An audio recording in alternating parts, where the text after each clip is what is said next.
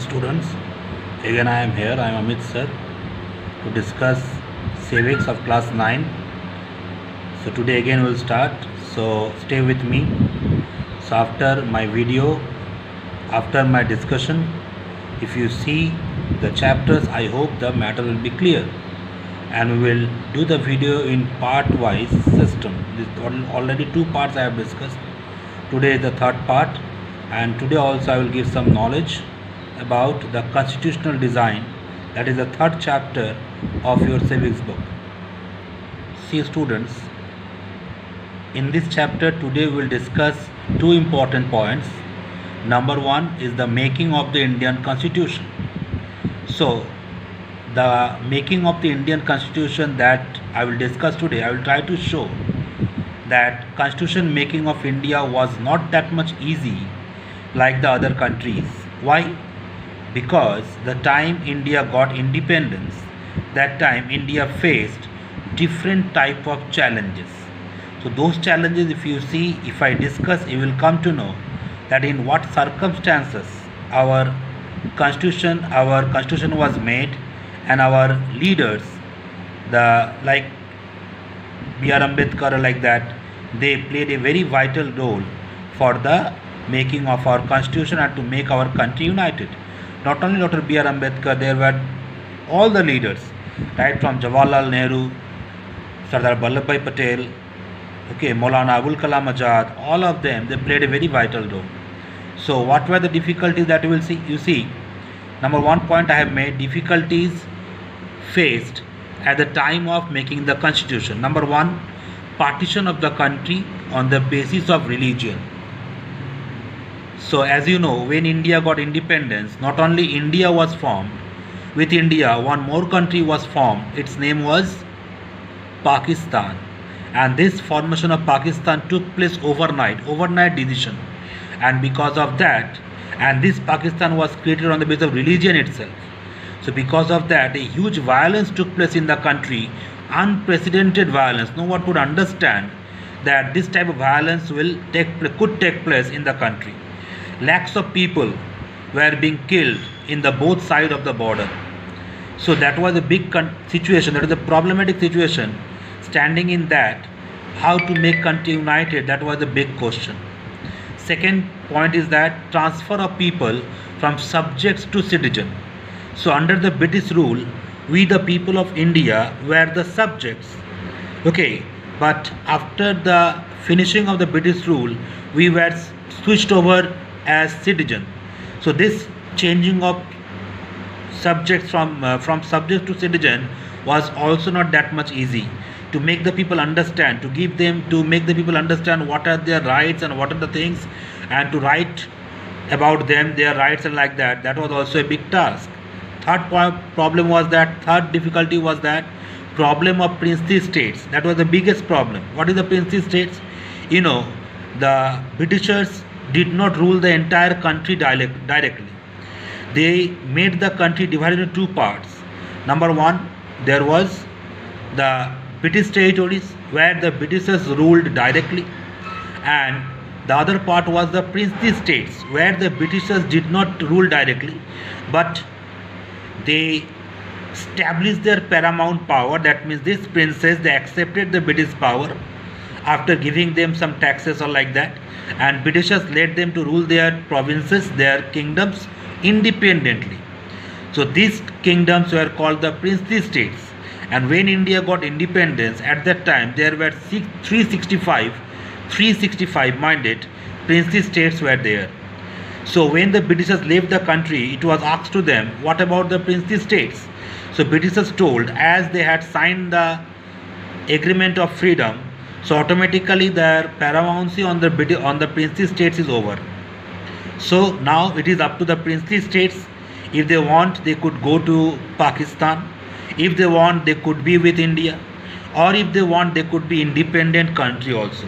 And we can imagine, suppose the entire India is unified, suddenly in between Hyderabad they told that we want to make a separate country. So how would be the condition of India? How the India will face problem? So at this condition, to unite these princely states was also a big problem. Okay, and in this regard, Sardar Vallabhbhai Patel, who is also called the Iron Man of India, played a very vital role. He actually talked with the Princely States and made them to sign the instrument of accession to join India.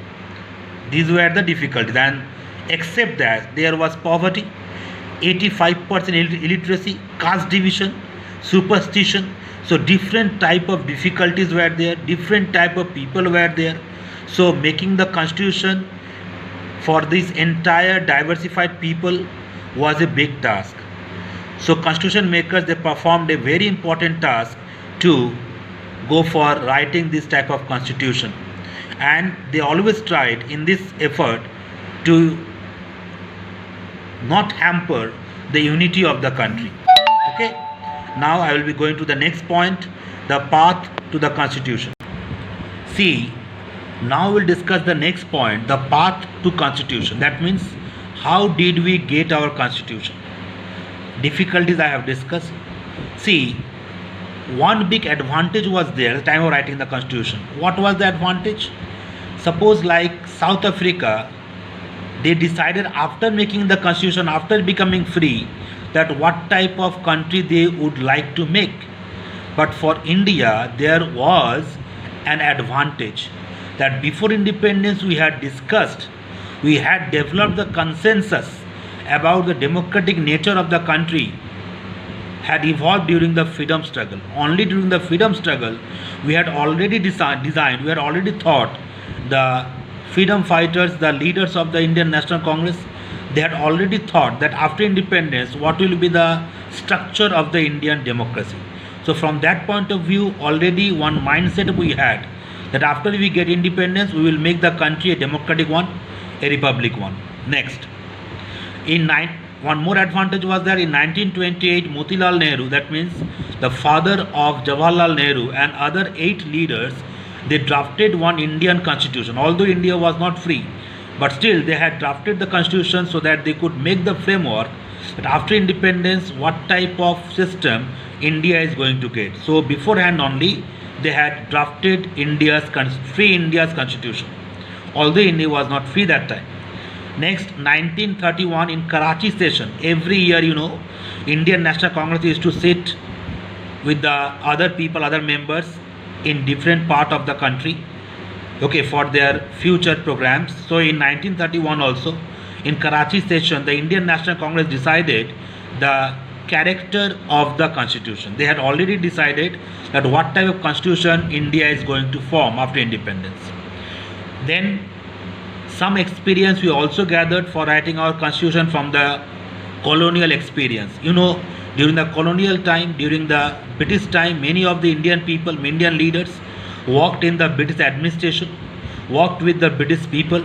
So automatically how to make a beautiful constitution, how to rule the country. So this experience already gathered by the Indian leaders by working with the British system. So that also given us the advantage to write our constitution. Next, experience from other countries' constitutions as well. So the constitution makers, they also took the advantage, they also read the constitution of different other countries, and whichever part is better for our country, that was being taken from them. So from by all these activities, ultimately the Constitution Assembly of India, okay, they worked for 3 years for writing the constitution, and ultimately India got constitution in the year 1950, 26 January, and India became a democratic republic system, sovereign democratic republic system India became, and India got the constitution. So today this much. I hope all you are fine. Stay at home, stay safe. In the next part I will discuss the next topic, and I will try to make these topics understand within the small parts. I hope you have understood. After this, you read the chapter once more, and I hope everything will be clear. Thank you very much. Goodbye.